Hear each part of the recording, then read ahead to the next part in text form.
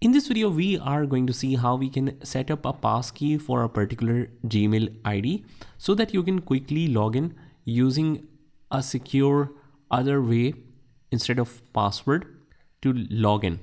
Like the passkey can be your fingerprint that you use for your laptop, or just a simple key or code combination that you use to log in into Windows. So first of all, just make sure that you sign in from that Gmail account by entering the password.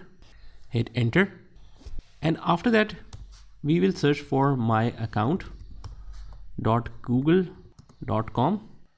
Here it is, and we basically click on manage your Google account, and from here we head over to the security and sign in, and there we have the passkeys. We click on this and we use the passkey. Click OK. We enter, let's say, the Windows pin one time. Click OK, and the passkey is created.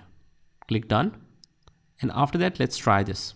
If we, let's say, sign out of this Google account or YouTube account, we should be able to sign in very quickly. We just enter this email ID, and this time we don't have to remember the password. We just enter the passkey quickly, and we should be able to sign in into YouTube.